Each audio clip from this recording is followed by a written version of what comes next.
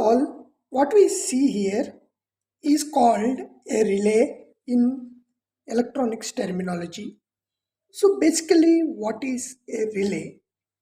Relay can be considered as a switching element which helps us to switch the loads based on controls. So what do you mean by control? What do you mean by switching? So basically, if you see here, there are three terminals: in, ground, VCC. So ground, we know VCC is something which is required for the operation of this relay. So every circuit requires voltage for its operation, right? So VCC here is used for the operation of this relay. Now, if we see the rating here, it is a 5 volts DC. So that means this VCC can be provided 5 volts. And then the third point here is called in. So this is a in terminal which basically comes from ICs like microcontroller. So microcontroller provides the control signal, and this controls the relay operation. Now this is the input of the relay, or basically the power and control section of the relay. There is something on the output section of the relay. So if you see here, there are 3 pins. Okay, if we turn this relay back, we can see here there is a terminal at the center which is called COM terminal, and then you can see here the switch shows that it is connected to this section. That means this node here. Okay, so this particular connection is called normally closed condition. So it is basically closed by default unless a control changes its state, and then this is called NO, which is normally open. So these are the 2 states of the relay that we have. Now, based on the control that we provide here, if we see back the relay, based on the provide that we provided the in from the microcontroller, we can connect the load between the terminals of the output of the relay and switch accordingly. So we will show a simple circuit later to help you understand what is this circuit. Okay, so now if the in is 0, the relay will be in normally closed condition, which we have seen, and if the in is provided high, the relay switches to the other side. So now what is happening is, this in, as we said, is from a microcontroller, right? So microcontroller can provide only small currents, like for example 5 milliamps, 6 milliamps kind of currents, and with that currents, by and using the signal, the GPIO basically from the microcontroller to control this relay, and you can switch high current loads that are connected here. Like example, you can control a bulb, you can control LEDs, for example. So basically there are a number of applications that you can use relay. So hope we are clear of what we are talking. So this basically is a DC relay which is helping us to take the control at the input and control the load.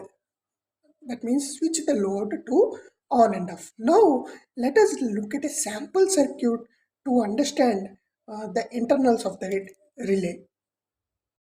Now, as we have seen the relay, this is a simple relay circuit that we have got from the internet. So you can see here this particular section, okay, which we are highlighting.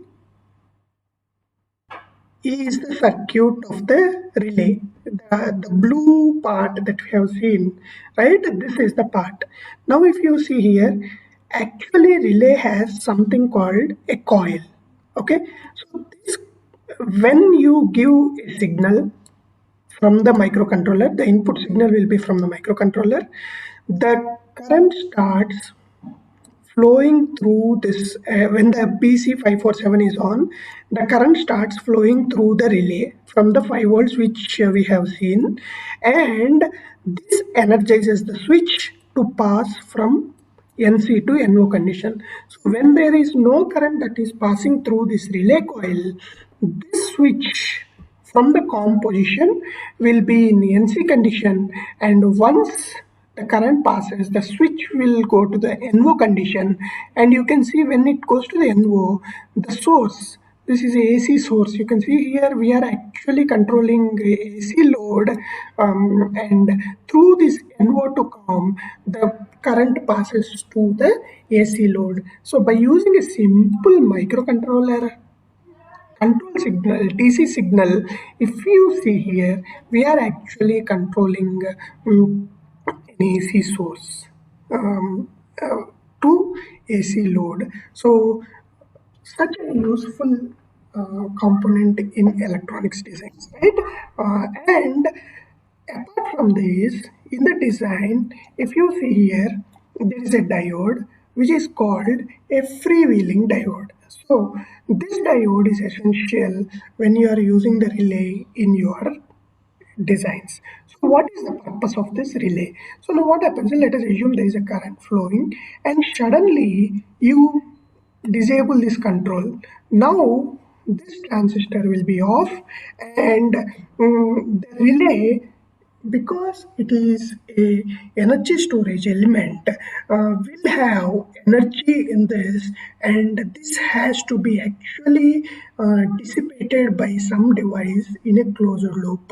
So that is where, when this is off, the current starts passing this way through the diode, which basically gets forward biased, and there is a loop here for the dissipation of the energy that is present on this coil. So a very very important element, right? So this basically, as we said, is called a freewheeling diode. Now these relays are of different types. SPD, basically the switching, SPDT or DPDT. So we will talk about these in another video. Now, as we talked, this is NC, which is normally connected, and this is NO, which is called normally open, and it is always the tap that is connected to the COM that switches between NO and NC based on this relay energizing of the relay. A very very simple circuit, right? And then this, as we said, is the control signal from a low current sourcing devices like the microcontroller GPIO, or it could be an FPGA processor, whatever, which is controlling the NPN transistor that is present here, which is further connected to the source through the coil. So another important parameter of this relay is basically the current carrying capability of this relay, which is another important spec, and also the current carrying capability of these switching element that is there is also very important, which determines the load current carrying capability. So overall, relay is a very important element, circuit component or a circuit element, which can be used for switching operations. If you are using relay in your next circuit, ensure that you select the proper relay which can carry the desired current. Thank you.